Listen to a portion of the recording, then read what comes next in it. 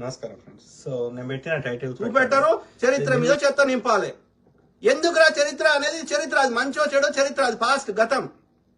మంచి అయినా చెడైనా గతం, దాన్ని ఎవడు మార్చలేడు కదా. మంచి జరిగితే ఒక గుడ్ మెమరీ ఉంటుంది, బ్యాడ్ జరిగితే అందులోకి వెళ్ళి పాఠాలు నేర్చుకుంటాం, అంతవరకే. చరిత్రని ఇప్పుడు గడికోసారి చెత్త నింపితే ఏమైనా మారిపోతుందా?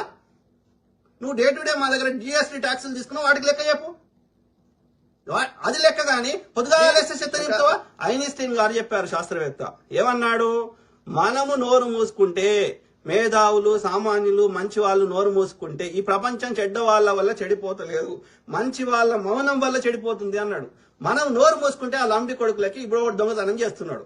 దొంగతనం చేసేటోడికి వాడి ప్రవృత్తి వృత్తి, వాడి స్వార్థపరుడు కాబట్టి, వాడి కష్టం చేసేది లేదు కాబట్టి పక్కొంది దోసుకునేయడం వాడి దొంగ మెంటాలిటీ, మోసం చేసే మెంటాలిటీ, ఒక క్రిమినల్ మెంటాలిటీ. మనం నోరు మూసుకుంటే ఏమవుతుంది? వానికి లైసెన్స్ ఇచ్చినాము, తాళం ఇచ్చినాము, చేసుకోపోరా అని చెప్పినట్టు అవుతుంది. ఎట్లా చేస్తారో లంబడి కొడుకని ఈ శంప ఆ శంప వలగొడితే చేస్తాడా? అట్లనే మనం మంచి వాళ్ళము, మేధావులము, సమాజం మీద ప్రేమ ఉన్న వాళ్ళము, మనము అందరి మంచి కోరే వారము. ఎందుకంటే దేవుడు గాని, సృష్టి గాని, ప్రకృతి గాని, దేవుడు అనేటువంటి గాని అది నమ్మాల్సిన అవసరం లేదు. ప్రకృతి ఎందుకంటే మనం అది కనిపిస్తుంది, విజిబుల్ కాబట్టి. ప్రకృతి అనేది అందరి కోసం సృష్టించబడింది, అన్ని జీవుల కోసం సృష్టించబడింది, కొందరి కోసం కాదు.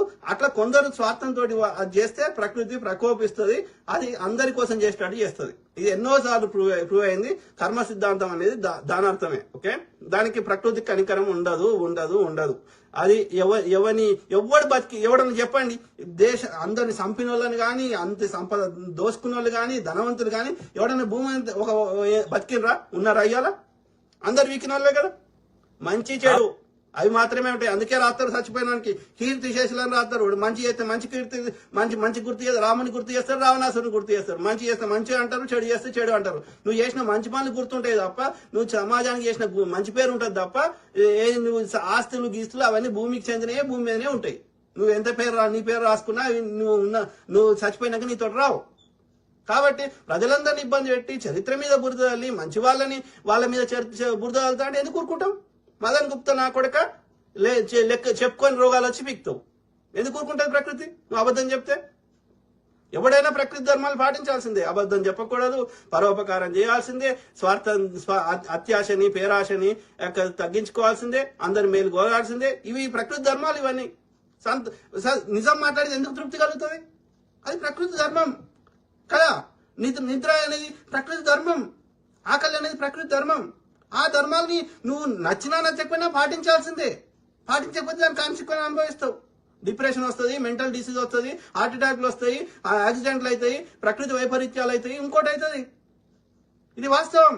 నీకు నచ్చినా కాదు, నీ గుండె నువ్వు చెప్తే కొట్టుకుంటుందా? నువ్వు చెప్తే నీకు నిద్ర వస్తుందా? ఎవ్రీథింగ్ ప్రకృతి చేస్తుంది. మనం చేస్తున్నాం అనుకుంటే మనం ఏం చేస్తలేం. ప్రకృతిలో భాగం అంతే. కాబట్టి ప్రకృతి నియమాలు పాటించిన వాళ్ళు అనుభవిస్తారు అంతే. అది ప్రకృతి ధర్మం. అది ఆ ధర్మాన్ని పాటించాలన్న ఇంగిత జ్ఞానం లేని లంబడి కొడుకులు పొద్దుగాలేస్తే ఫేక్ చెప్తా అంటే ఎందుకు ఊరుకుంటుంది ప్రకృతి? వడ్డీతో కల్పిస్తుంది. ప్రకృతికి కనికరం ఉండదు. ఉంటే ఒక జీవిని చంపితే ఇంకో జీవి బతకాలని నియమాన్ని పెట్టదు. భూకంపాలు రానే రావు, టోర్నడోలు రానే రావు. Common sense. కాబట్టి అట్లా ఉండదు. కాబట్టి ఈ మదన్ లాంటి లంబడి కొడుకులు, ఫేక్ చెప్పే లంబడి కొడుకులు, నిజంగా దేశం కోసం కష్టపడిన వాళ్ళ ప్రాణాలు అర్పించినటువంటి గాంధీ గారు, ఆయన తన పిల్లల్ని చదివించలేదురా, మొత్తం ఆయన జీవితమే దేశానికి అంకితం చేసిండు. ఎట్లా మాట్లాడతారా? ఏం సుఖం అనుభవించిండ్రా? ఒక్క గోషి కట్టుకున్నాడు, హాఫ్ నేకెడ్ ఫకీర్ అని వాడు ఎక్కిరిచ్చిండు. వాడు అప్పుడున్న బ్రిటిష్ ప్రధాని. ఓకే, అది చర్చిల్ గాడు ఏమన్నాడు? వీడు